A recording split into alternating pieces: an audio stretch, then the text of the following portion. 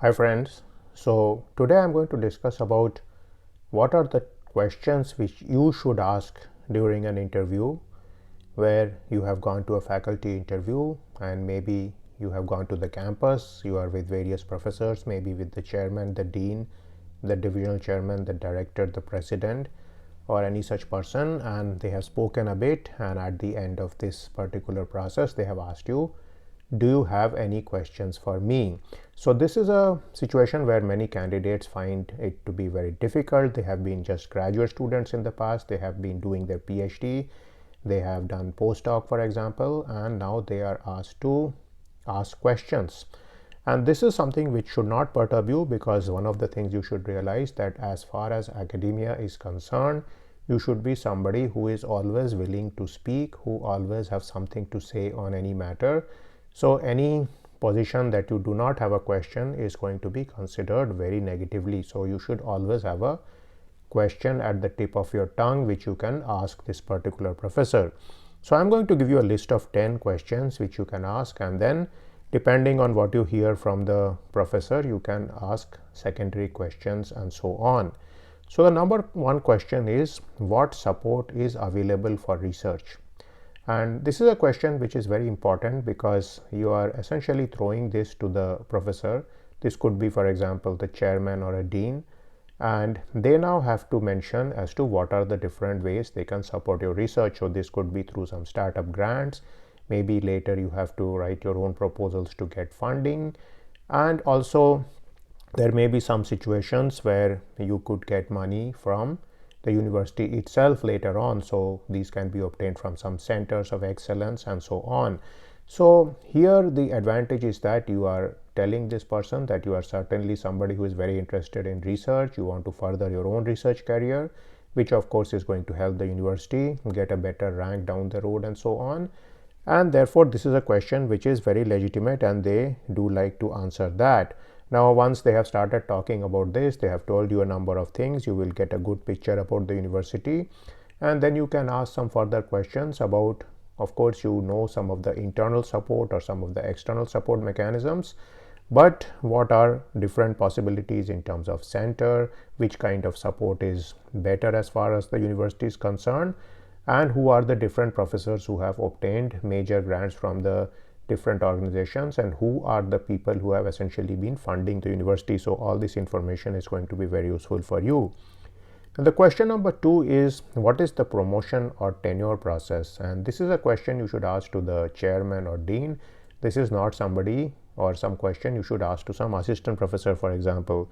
So again, they are going to give you the usual rundown as far as the university is concerned. So they are going to talk about publications, about project, about doing service, about teaching, and through their feedback you are going to get a good impression about what are the different activities which are considered more important by the university here. So in a research centric university, you will hear the dean will talk mostly about the amount of grants you get and the papers you write in top journal. In a teaching focused university, you will find about the teaching you do, about the teaching feedback you get, and also any particular new concepts you have brought into teaching, maybe the online degree programs you are a part of, and so on. So all those things are important, and it's very important to know these things beforehand, because once you join the university, it's very difficult to leave a university. This is not like an industry job. And so what happens is that you should know a lot about the promotion process even before you join the university. So if that particular system does not gel with you, I would say that do not even try to join this university. Now the number 3 question is that, are there any internal funds for teaching or research? So depending on the university, you can change the question about teaching or research, about what its particular predilection. So again, they are going to tell you various things. For example, they may have internal grants, they may have startup grants for research, they may also give grants to attend conferences to improve your teaching skills. And so some of these things are related to teaching. Maybe there may be grants to buy books, maybe they are going to give you some computers to start off with. So all these things are going to be things which the professor can spend some time on, and that's going to spend a lot of the time in the interview. while you can relax and listen to some of these things. So certain important things to keep in mind here is that it's nice if they give you some funding for going to one conference every year, because that's going to come in very handy, at least in the initial part of the particular job, because you may not have any funding at that point from the different agencies out there. Now, if you also want to buy any computers, maybe do they provide you with a laptop? Do they provide you with some computers for your student? Do they provide you any other facilities? All these things are good to know at this point. Now, the number 4 question is, can we take part in any curriculum review and change? So this question is certainly important in a teaching type of university, or in a university or with a professor who is more biased toward teaching, because do remember that they like to see that you are not somebody who simply follows the tasks and just teaches a particular class, but you are somebody who is thinking about the future. The subjects are changing all the time, the syllabuses need to be changed and updated and so on, and it's always a good idea for young people to show a lot of interest in curriculum, because that's certainly something which they like. You can then give different points which you can bring into the system, how you can improve the curriculum and so on. So again, through this you can show your interest in teaching. You can show that the different professors can benefit by recruiting you. Now, of course, these kind of questions should be tailored to professors who are more into teaching, or if you find you are in a teaching university. If you are going to a research university, then this may be a less important question. Now, question number 5 is, what books are followed in a particular course? So this may be the very important course in your area. So if you are somebody in the mechanical engineering field, maybe you are going to be in the mechanics side of the system, then maybe what's followed in mechanics, what's followed in strength of materials, what's followed in structural mechanics, fluid mechanics, and so on. And that is a good topic for discussion, because most professors like to talk about different textbooks. They may often have several textbooks just behind them, and they may even take it out and discuss with you many things. So again, this is a good way to break the ice and have a nice collegial discussion with a particular professor. If you have any new book which you find interesting, then you can of course bring it up also. Now, this of course leads to the next question, and that is, what technical resources are there which I can use to improve my teaching, or which I can use to teach? So nowadays many universities have various resources which are there. For example, they may have a completely web-based system in terms of grading, and maybe your lectures are recorded and they can be used down the road by somebody else. And there are also situations where you may have clicker type of devices by which you can ask questions in the class and the students can respond. This is especially useful in very large classes. So if you have a class of 250 students or even more, then sometime you can engage the class through these means like clicker based questioning and so on. So all these are different issues which the professor can discuss, and therefore it will again help to get a good idea about the facilities in the universities beyond just whiteboards and blackboards, and also know how you can manage these large classes, because teaching a large class, which is often required in many universities nowadays, is an art, and it's something which is very important that you are familiar with the different technical processes which are out there. Now, the 7th point is, where do most students get jobs? And this is going to give you a good picture about the university in terms of what are its primary customers out there. So essentially, whenever students graduate, they go somewhere, and so from that you can figure out what is the type of training which is being given in the university, and what is the expectation from the university in terms of the training you are going to give in teaching and research. So this is going to help you figure out the things about the university here.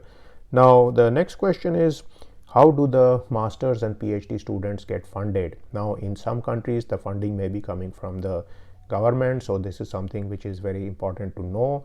In some places like in the US, you may have to get grants and fund them, so this is something again which you need to know. You can ask about, if you get a grant, how much of the money you can keep to yourself, and how much of the money actually the university takes. So these are all questions you can ask here. Now, of course, there are some universities which may provide a faculty with a free student. The student may be doing something like a teaching assistantship. So these are also important things to know. Some of the students may be funded from the TA system. Some of them may be funded from an RA system. There are sometimes graduate school fellowships out there, and these also fund many research students. So sometimes if you are lucky, you may get a student who is already getting a fellowship from some place. Sometimes these fellowships can be quite lucrative. They may actually be situations where students get a high amount of money depending on their being good students. So that's also something to keep in mind. Now question number 9 is, where do the graduate students get jobs? So again, this is something which is going to help you to figure out whether the university is essentially sending the PhD students to work at different universities. That may often be the case at top ranked universities, or these guys end up joining the corporate sector, or they become teachers somewhere. So that's again something which is a good feedback. You will figure out from this whether the culture of the department is about publications, because publications become important when the students are all going to different academic situations. So if you ever go to a top university such as Stanford or Oxford, you will find that many of the students from here end up being faculty somewhere, and therefore most of the work here is in terms of publishing papers in top journals and then continuing that particular research work. Now we come to the next question, which is how many graduate students are there in the department, and this gives you a good idea about the level of research in the department, and you can also figure out what is the proportion of graduate students versus the proportion of undergraduate students, that is the bachelor's degree students. And this has a big impact on the nature of the university. So if there are many more graduate students in the university, it's going to be a very research centric university. If it's a university where there are a plethora of undergraduate students, then these guys are going to dominate the campus life. So this is something you may want to know. If you are somebody who likes to work with young people, with teaching and so on, then a UG type of university may be better for you. If you are somebody who is more of a researcher types, then maybe you can go to a university which has more proportion of graduate students, or sometimes there are universities which have only graduate students. These are like semi-research center type of situations. And finally, I would say the last question could be that where do the graduate students go after they have graduated? So again, like I mentioned, they could be going for PhD, they could be going for postdoc and something like that. And so keep these questions in mind. So I hope through these questions you will be able to figure out even more questions which you can ask. And always remember during the interview process to be very polite to the different professors concerned, and to always smile, but not smile too much. You should always try to make sure that you come across as affable and amiable. So these are the two keywords as far as academic interviews are concerned, and do remember that these particular traits are going to greatly help you in the interview process. I'm going to give links to some more videos in the end screen which you can peruse and go in detail if you want to make a strong case for a university faculty application.